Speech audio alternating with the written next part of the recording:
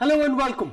The Modi government is making a big push to convert Make in China into Make in India, thinking that this can be the one opportunity for India to bounce back from the lockdown and the devastating impact of the coronavirus. To get a sense of how successful the announcements that have been made so far are likely to be and what more needs to be done to ensure that India gets back on a fast growth trajectory, I'm joined live and exclusive at this time by the newly minted president of the Confederation of Indian Industry, uh, the chairman and managing director and chief executive officer of Kotak Mahindra Bank, promoter Uday Kotak, Asia's richest banker, now joins us in his first interview after taking over as the CII president. Mr. Uday Kotak, welcome to India today. I want to start by asking you about your sense of the multiple announcements made by government so far, in the hope that we can start pulling away some of the companies that are currently manufacturing in China and get them to move part of their supply chains at least to India. How successful do you think the announcements so far are likely to be? Rahul, I fully relate to making India Atmanirbhar and self-sufficient and self-reliant. For me, that also means a competitive India engaged with the world.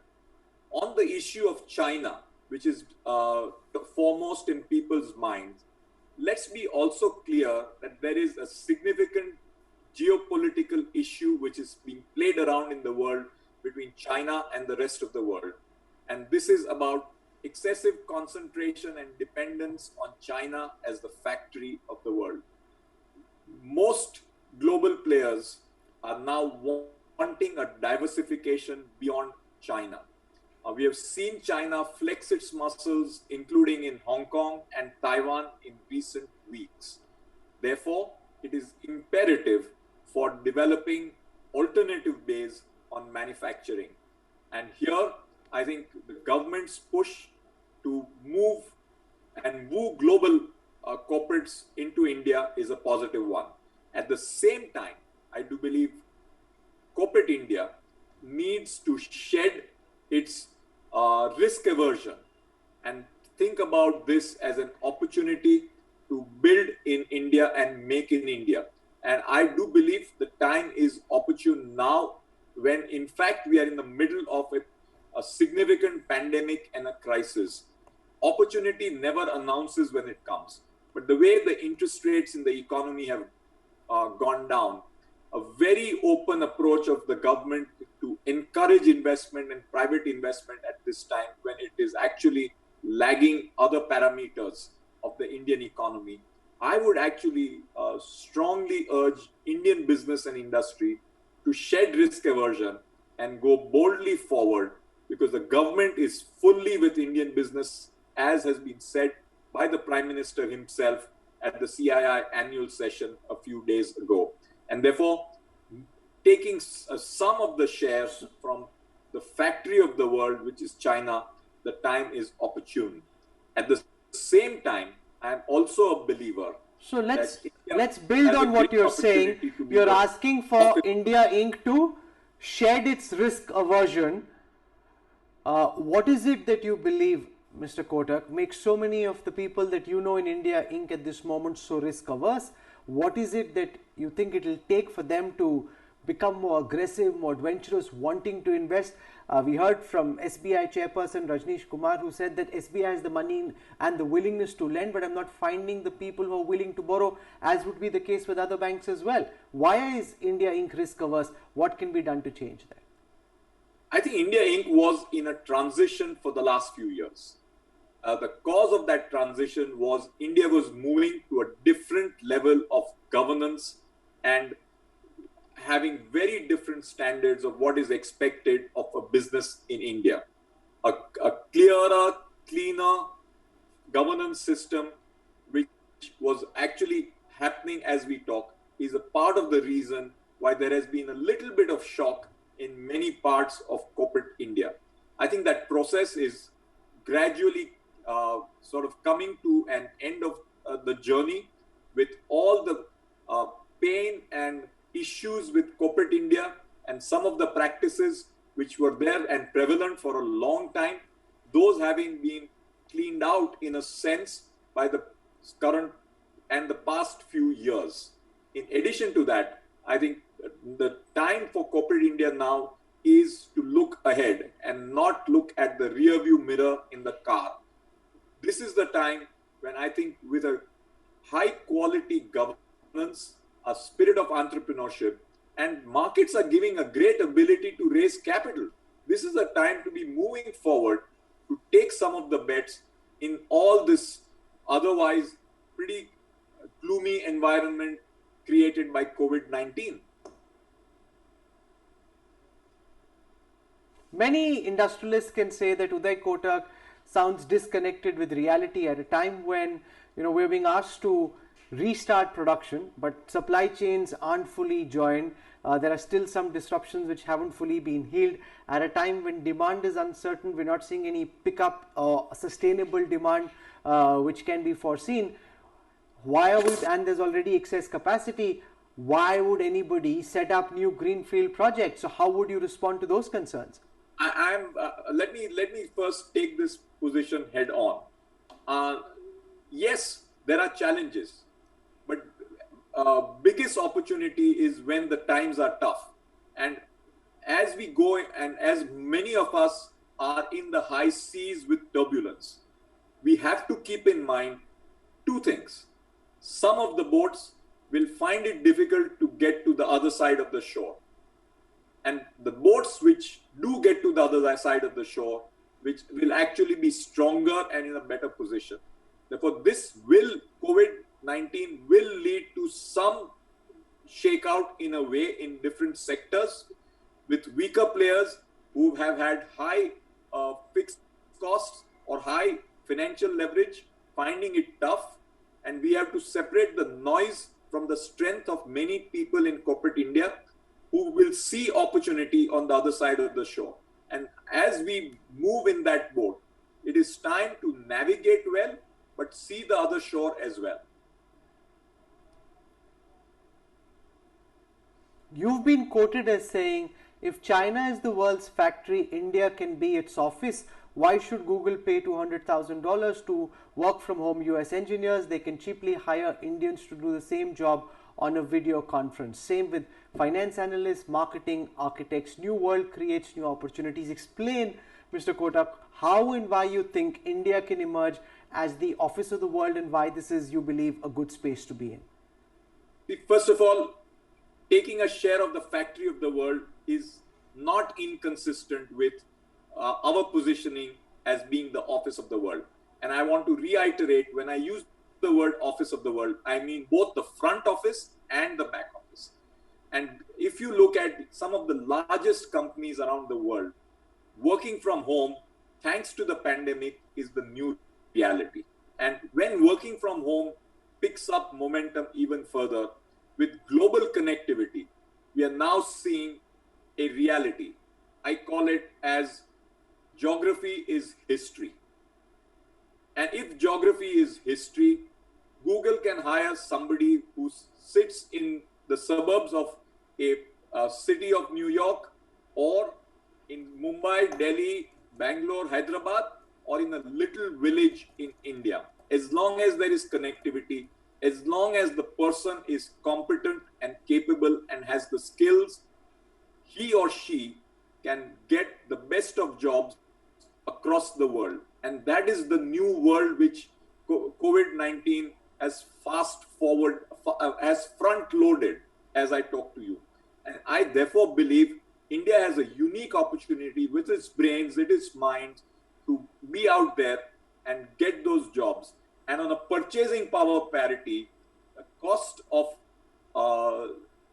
being in India is a significant competitive advantage for every Indian.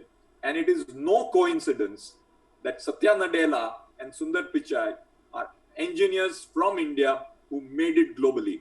And if they could do it in the US, in the virtual world, I don't see why an Indian sitting somewhere in India can be a part of a global value chain and create disproportionate value for himself, the company, and value for India. But let's look at the reality as it exists at this moment.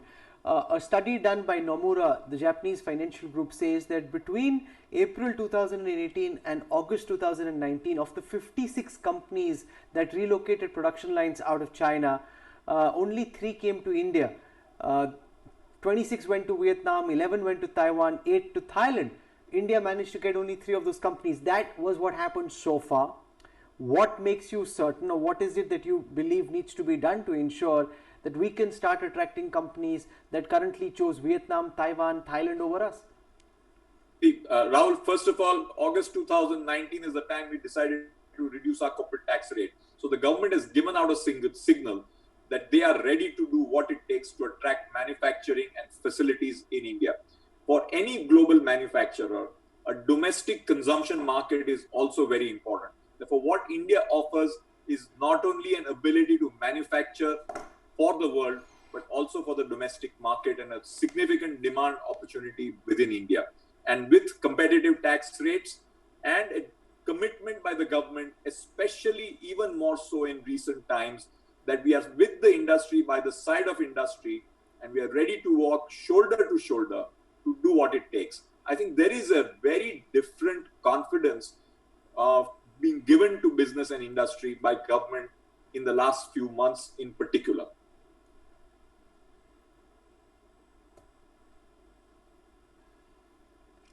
I want your sense now of how you think Unlock 1.0 is going.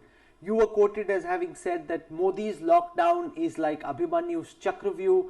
It's easy to get into, it's very difficult to get out of. This was during an earnings call that you were on. So explain, how successfully do you think Abhimanyu is navigating the process of getting out of this Chakravyuh? So let me divide it into, since we are talking about mythology, keep in mind that Abhimanyu's Chakravyuh was difficult to get out because Lord Krishna was on the other side. And Krishna had all the answers, he had not shared it with Abhimanyu. I have a belief that first, it is complicated to get out, but finally, India has that last answer required to get out, but it will take time. We have started with 1.0. It will be a gradual process. There is an economic cost of getting out of this lockdown, but the fact of the matter is, lockdown in the Indian context has also got one reality in front of us. The number of deaths in India are still around 6,000. If we had not gone in for the lockdown, who knows what the number would have been? And therefore, I am a believer that lockdown was necessary at a point of time. Getting out of it is difficult, but the last word of it is something which I do believe India will be able to manage. And I am hopeful that in the next 30 to 60 days, we could see a significant improvement in the scenario post-lockdown. So you just completed the annual CII Jamboree where you had industrialists from across the country coming and sharing their experience. What did you pick up about how industry feels the unlocking process has gone so far? No, it has been tough, and frankly, Rahul, everyone's struggling. And this is an area where nobody can say we had past experience of how to handle it well. I mean, let's look at the example of Sweden. The death rates in Sweden are much higher than its neighbors. They did not go for any lockdown. So there is no easy answer, but we will have to find our way, navigate ourselves forward. But the mindset is that India needs to get and take care not only of lives from the virus, but to prevent loss of livelihood.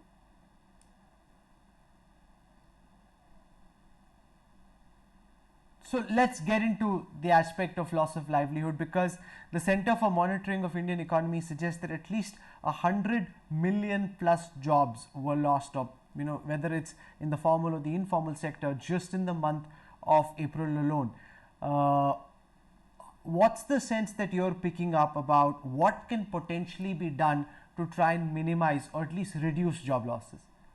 So I think first of all, we need to have a strategy which is two parts. One is here and now, and second is medium term.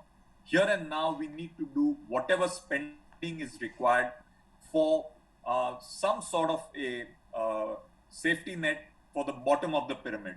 The government has done some of it in the early part of the lockdown.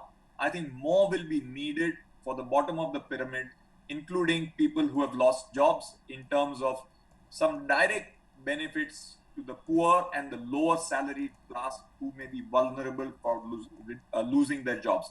So I am fully in favor of that short-term measure to go out and support that. But medium term, we need to define our priorities. And my view is our priorities have to have, amongst other things, 5 major components. First is healthcare and education. We need to invest in healthcare and education. There will be tough choices. India's investment in healthcare is only 1.3% of its GDP.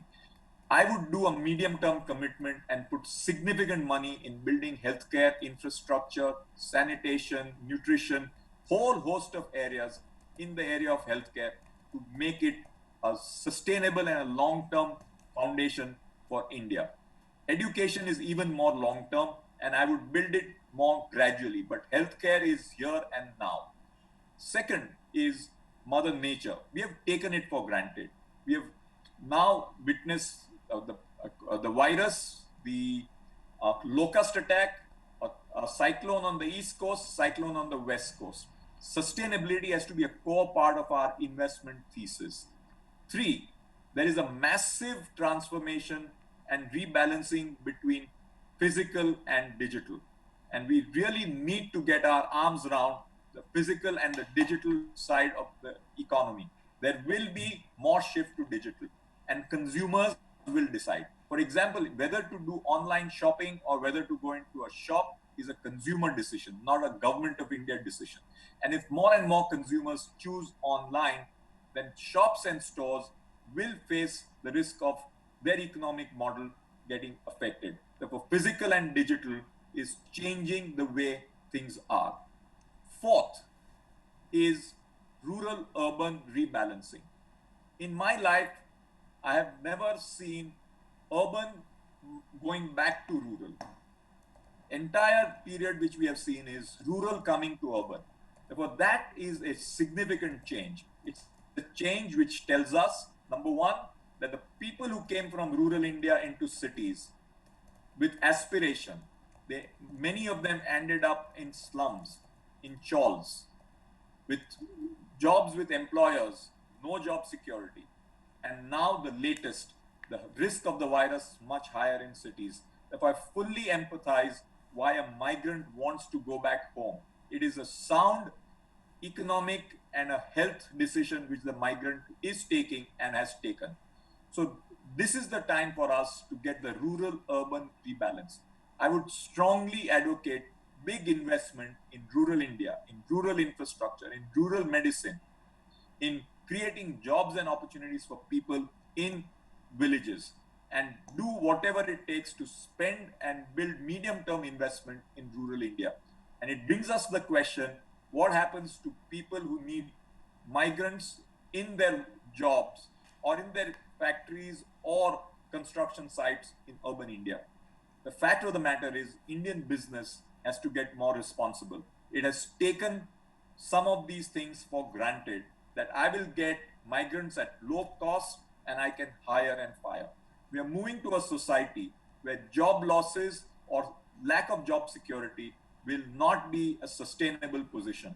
And I therefore believe future of jobs, thanks to digital, thanks to urban-rural rebalancing, the future of jobs has changed. And we are moving in a direction where social security and safety nets will become a core part of India's philosophy and economy. So let's build on this. I want you to build on how you think the nature of jobs is changing, what you think people who are watching you, and since you're taken so seriously by people all across, youngsters, how do you think they should be preparing for the changing nature of jobs? And are you, like many in Silicon Valley, making a push essentially for a universal basic income, a government handout to all people, so that if there is advances in technology, more automation, more artificial intelligence, which reduces the number of jobs available, it's UBI which can sustain people? Is that what you're saying? I'm saying down the road, that's the direction which things seem to be moving at this point of time. But we've got to do it in a stepwise and calibrated manner because of our inability or affordability at this point of time. And therefore, creating some sort of a safety net. And I think government has done some steps in that, like what it has done for Kisans and agriculture. It will have to do more in that direction as we look at India's future. And this is inevitable. Taking people for granted, which is what in many cases urban India did, that where would rural workers go? They have nowhere else to go. They have voted on their feet. And I'm not sure how many of them come back. We are moving in a direction where we are saying business will consolidate. There will be the weaker ones will find it tougher, and they will do business will have to therefore control and manage their costs. Therefore, the choice between e-commerce and physical shops, a choice between a virtual meeting with you versus taking a plane and coming to Delhi are the choices which consumers and people are making in the COVID world. That will change and lead to significant restructuring of jobs. Therefore, we need to reskill. And at the same time, we have to accept that there is a responsibility of the state for every citizen, and that responsibility will have to be factored into our future. I have one last question before I let you go, Mr. Kotak, and this is to do with the structural reform the Prime Minister has spoken of on land, labour and administration. Now, this has been a long pending demand of every economy and policy analyst. What are you making of what the government has said so far? We haven't heard specifics. What are you making of the announcements? What change do you believe this could bring? What would you like to see? First, let's look at land. I would love to see the ability for building rural and semi-urban India by getting Indian manufacturing moving there, even if it means getting land and land getting acquired. I think we must have a policy on that. We want to shift the base of Indian manufacturing where a large number of people are. Therefore, instead of a migrant having to come only to cities, we need to create more opportunities in rural and semi-urban India. I would be very supportive of that. On labor, I think we need flexible labor policy because that's what will keep businesses competitive in this current world. But along with that, we will have to have a policy of a fair safety net. So for flexible labor policy needs a fair safety net to the lives of Indians. And that is the balance we need to achieve. For land and labor, these are the two areas which we can make a significant reform, and I would fully encourage that. And in that context, I also bring about the other point. I'm glad that the government of India has decided to offload non-strategic companies, and my strong recommendation is don't wait for the price to go up or the price to go down. You never know the future. If you have taken a decision to exit, please go ahead and don't worry about whether price is too low or too high, because in addition to the equity value in these companies, there is significant debt which these companies have got, and as 100% owner of that debt, your liability is not just the equity value which you get, but the liability of the debt obligation which those companies have. They will ultimately run the risk of sitting on the government's balance sheet. Therefore, exit and get out of some of those non-strategic PSUs. At the same time, the government of India across its various arms is sitting on so much land. Why does it need to keep that idle land and remain as an owner? Just because we can't figure a way out of selling it transparently, we must do that and not necessarily bother whether the buyer has made a profit or not. As long as our sale process is transparent, it is important to do it sooner rather than later.